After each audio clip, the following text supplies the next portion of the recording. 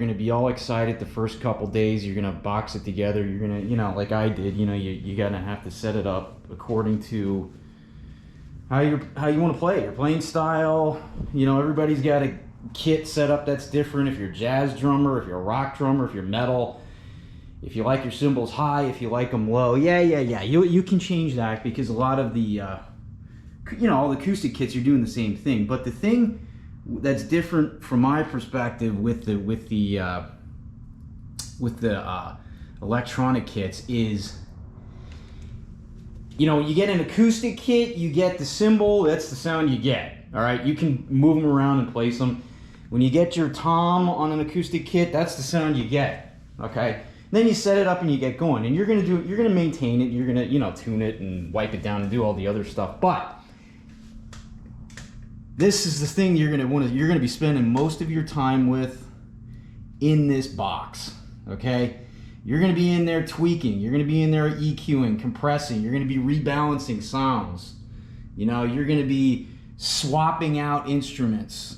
You're gonna be like creating different kits, because this module is just phenomenal for the price and what you get out of it. You know, there are literally hundreds of kits in here. Now the funny thing is, I only use one. I customized one kit, and that's what I use. So like, I haven't even explored like even creating multiple kits for multiple, you know, genres of music or whatever, because I just like one genre of music. It's rock and metal, you know, and pretty much the kit I have can, my sounds that are dialed in and all the toms and everything pretty much go along with the majority of the different genres of music that I'll listen to anyway. So it's interchangeable. So, but there's so many kits in here that you can experiment with. So I guess my point is here, you don't be afraid to change this thing up constantly and spend time with it, because you are going to initially, it took me literally probably a couple months to get the right sound out of this kit that I can play every day. And it's like, it's, you know, it's my sound, right? So there's just, I was constantly in here testing stuff out, swapping out sounds, you know, swapping out a snare sound, a rim sound, you know, like the toms, the cymbals, everything. And then when you get your sound, it's like, then you got to go in there and mix it, you know, because if this stuff isn't mixed together right, it's going to sound like shit, and the mix is going to be buried, and you're not going to be able to play along if you're gigging out with this kit, or you're playing along at home, or you're making drum covers or whatever. There's a lot of ins and outs to know about this kit, specifically the module, but it's not complicated. Just spend some time with it, start playing with stuff, start, you know, building a generic kit, and, you know, start playing with the settings and the EQ settings, and eventually you're going to realize it's pretty easy just to get in there and tweak it.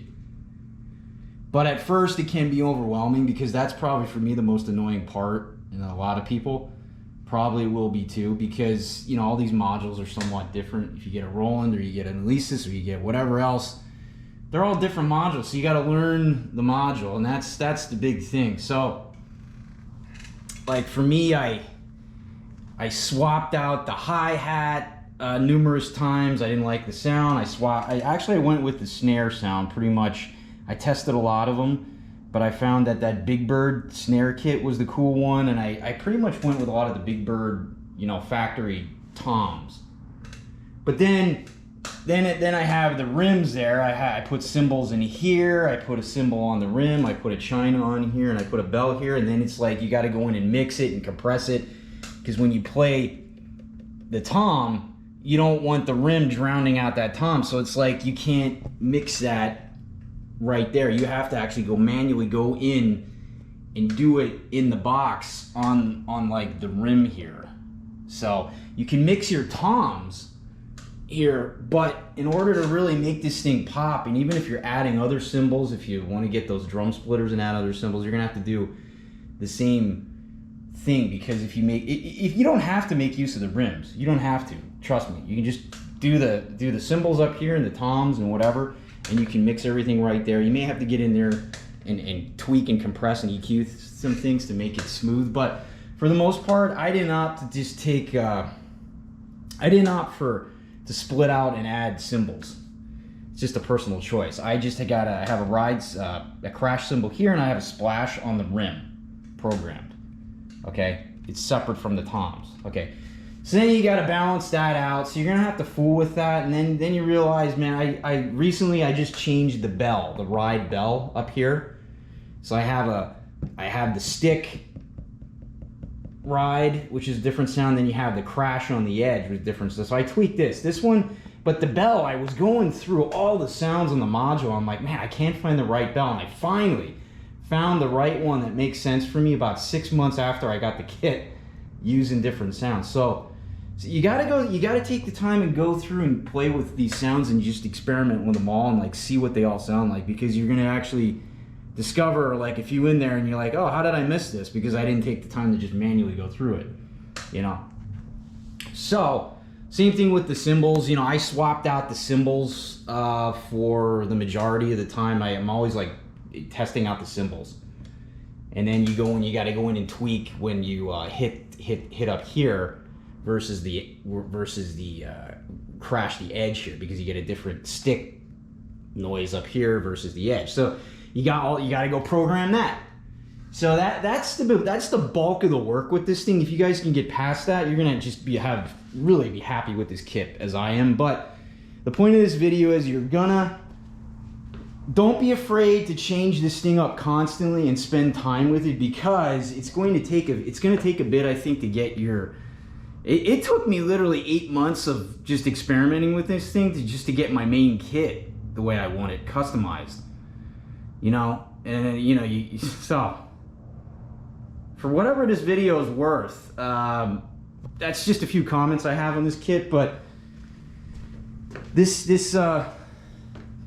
module is really a great module. The great, you know, again, the greatest feature is the direct outs. You can take each one of your drum sounds and pretty much take them out directly to a recording console in your digital, in your DAW, your whatever you have, Pro Tools, Logic, or whatever interface you run, and you can really get in here and mix this thing.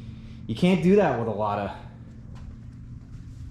of drum kit modules at this price range, or even some of the more expensive ones. So that's what makes this module really best bang for your buck for the money. And there's just so many ridiculous sounds. So yeah, hopefully this video helped to give you some insight where the majority of your work's going to be.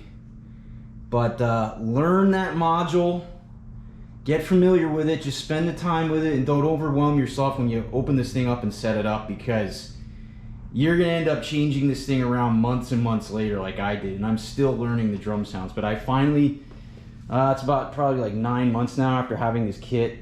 I have to go look. It's 9 or 10 months. Now I finally got it the way, okay, cool, I'm happy with it. This is my sound that I'm going to use. But it didn't just come out of the box like that. I had to really go in, like I said, and tweak the hell out of this module and just do a little learning. So anyway, see you guys later.